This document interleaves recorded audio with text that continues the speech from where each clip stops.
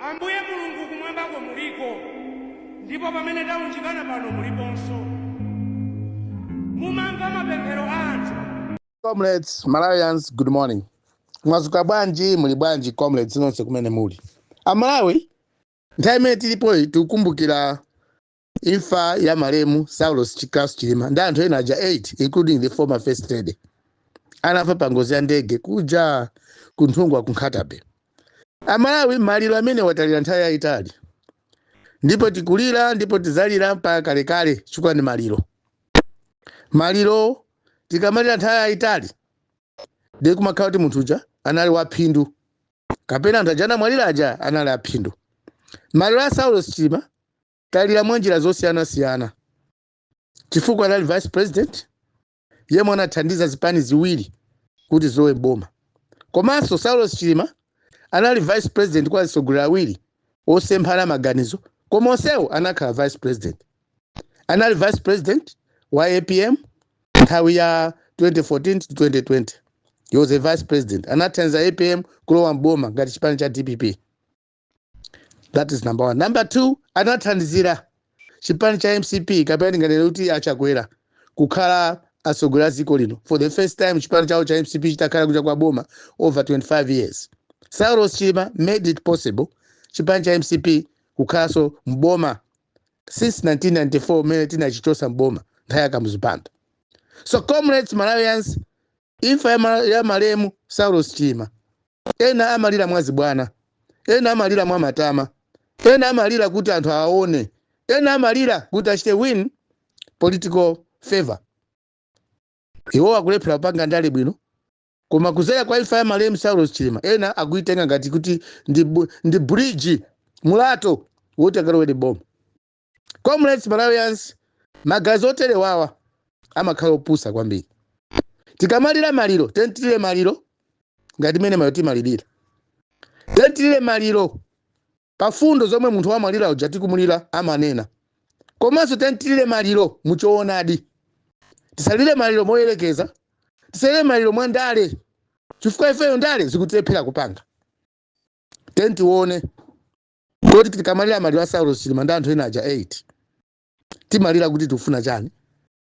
Kapena tikamamva kuti kuli ma commission of inquiry kuti aone chinagwesa ndege kunthungwa kuja. Amalawi timafuna chani.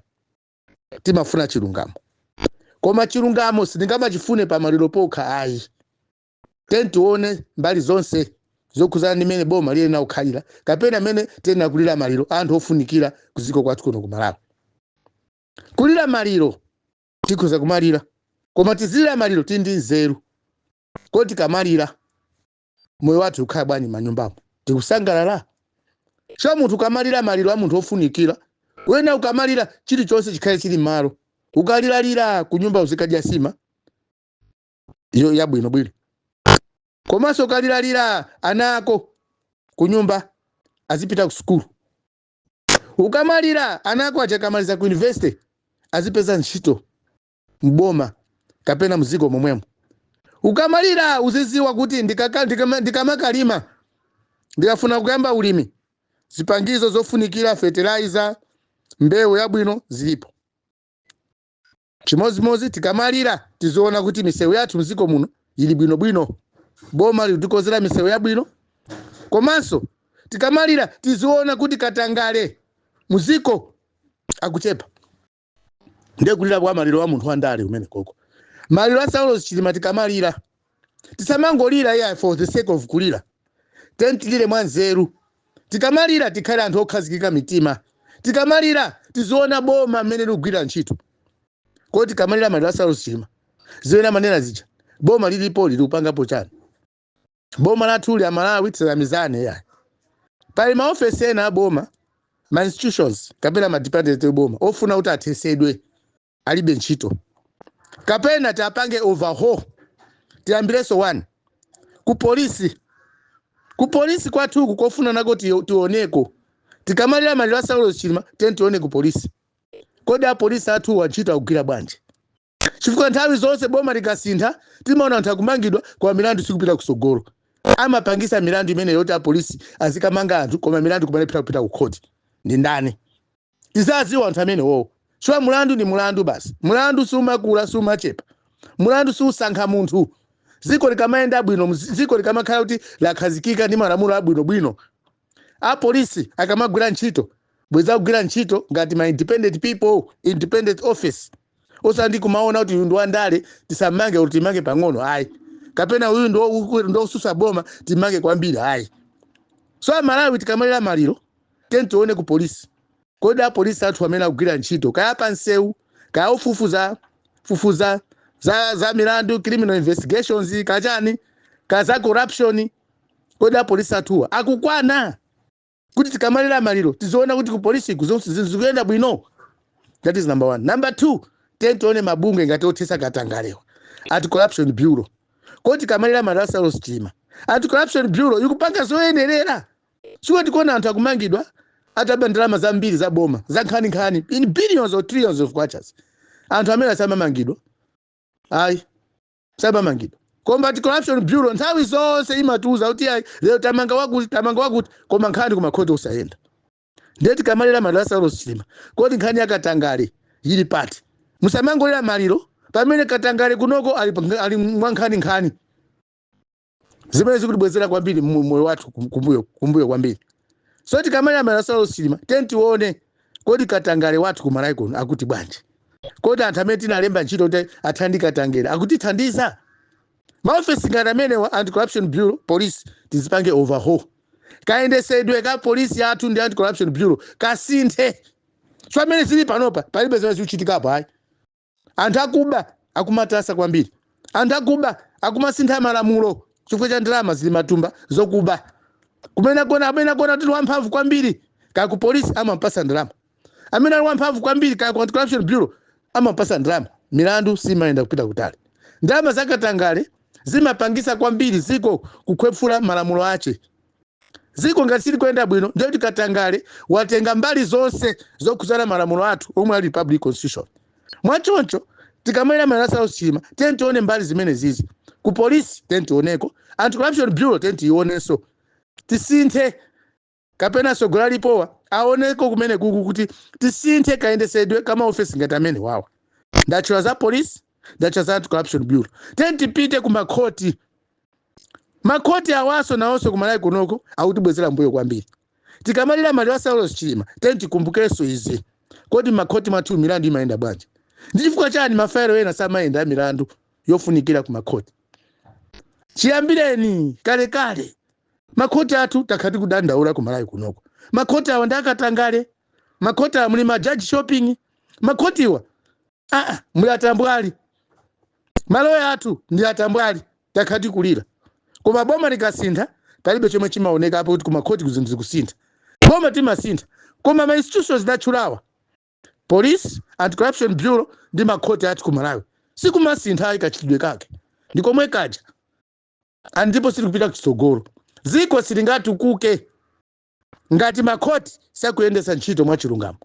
Ngati makhoti akumanga anthu osauka akalauka kanthu kakang'ono kumapezeka mu prison. Ziko silimayenda bwino. So tikamana imfa ya Saulos Chilima tione zimene zizi. Makhoti athuwa kodi tikasintha boma bwanji samasinthidwa kayendesedwa. So makhoti athu mene akuyendera palibe amene anganene kuti makhoti athu akuyenda bwino leroli. Chilichonse ku makhoti chikumayendera kuhongana. Ukati wine mulandu ndio tuuponyepo kaenda ndalama. Ngati ulibe ndalama zako sizikuyendera. Ndalama zija sizimapitaso kuboma hayi. Zimalowa matumba mwa ma judges ndi maloya zathu. Akumana kumbali maloya aja amapangana chinthu chimozi. Kumaona kumene kuchoka ndalama ndikuti. Aka munthu olakwa ali ndalama zambiri. Amene ndeti mulandu wawina. Milandu silimayendesa ngati njuga. Milandu tikamawiruzana makhoti msamawiruze milandu ngati ili kasino mwachuchuchu. Kuti amene ali ndalama ndamene azibecha kwambiri. Ayi. Sikubia hawolo. Sikubecha marekodi. Si pa jackpot, si pa jukebox. Jomwe umabecha nyimbo kuti uzivina. Choncho tikamalira imfa ya Mariam Chilima. Tione kumakhoti kwathu uku ndikowola. We need to do something.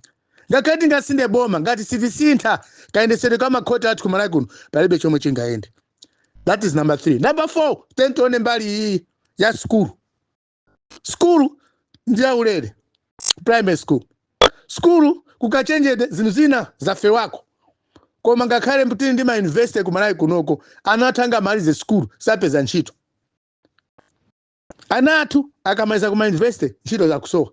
Mwana wamaliza school zaka 21 wamaliza ku university koma kufuna ntchito mwana kufuna ntchito mpaka mwana kwana zaka 35 ndiziko la mtundu wanje. Ndiye chifukwa chani school munaipa ngakhaya ulere. Ni magala school mafuna kaya ulere anaphunzire azikagwira bwino ntchito ziko lati pite kusogolo. Kwa mwana wamaliza ku university zaka 21 koma usapeza ntchito mpaka zaka 35. Mwana kuyamba hivi asana gwire ntchito chimalizeti ku school. Mwana kumaso hapo gwira kapena kuyamba ntchito za chabe kumagulisa ma units ama phone. So kumbali ya maphunziro so tentioneko tikamalira maliro excuse me tikamalira maliro ISKC tentione oli maphunziro ati kumana kuna kwenda bwanji. School za ulelezi zikutipindulira nanga zaka changede nanga ana kamaliza ku university ntchito bwanji zimasowa. That is number 4. Number 5 tentione kunkhani ya ulimi. Ulimi mene tikulima panopa ku Malawi kuno tikulima mwa dumpha si ulimi okhazikika ayi ndilimo opsa kwambiri.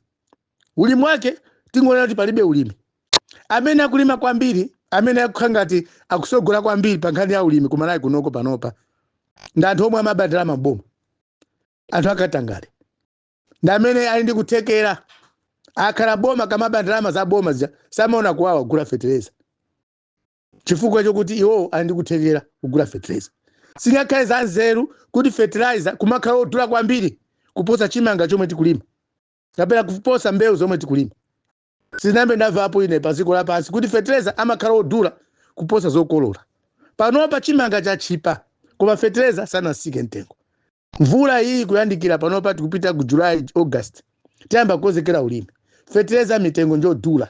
Kodya Malawi tikamaya madwa South chilima pankhani ya ulimi mkona zinthu zikuyenda ndipanga tombole ndali pankhani ya ulimi chifukwa kana asogolera thakalo boma nda amoneka ngati onse chidwi chawo sili ku zinthu zimene ndatchula apa zayi.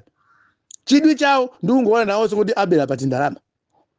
Mwachoncho nkhani ya ulimi ku Malawi kunoko si kuyenda bwino ayi chifukwa anthu andale anthu okuba ndalama aja anthu aja oti akaba ndalama za boma kuma khoti samamangidwa ndamene akupanga ulimi ku Malawi kunoko. Amalawi ine ndikuze nzoona munthu wakuba ndalama za boma kapena misonkho ya anthu muziko lililonse akamaba ndiyamakhala munthu oyipa kwambiri kusiyana ndi munthu yemwe mwina ali kuchipani kumasuta chipani chapo chimene chili boma. Anthu oyipa kwambiri pa Malawi pano ndi anthu akuba ndalama za boma ndikumapanga ulimi. Anthu amene ndi oopsa kwambiri. Choncho Malawi tikamalira malo a SKC tizoona zimene zizi. Zinazi sindikamba ayi leroli. Kwa ndakambazi ndi zimene zikulowesa pansi ziko lathu. Kupanga maganizo opusa pa zinthu zimene atchulapa ku police, anti-corruption bureau, ku court ndi azathu awo ku education uko.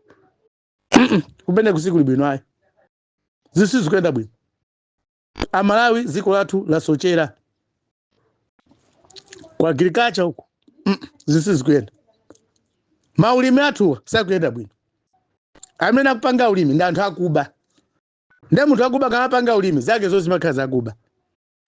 Amalawi tikamalira malo SKC. Kwa lero ndikuzani kuti muonepo zinthu zimene zizi. Ziko mkwambiri comrades, good morning. Palizina zimene zimafunika kunyama changu. Komanso palizina zimene zimafunika kuchitika modeka. Ndiye musanganoka. Amwe makwawa. Koma pachichewa walimawu amatero kuti munda wachiteze sasosa amangoleka moto. Amwe akudalitse nonse masanabu yosiko.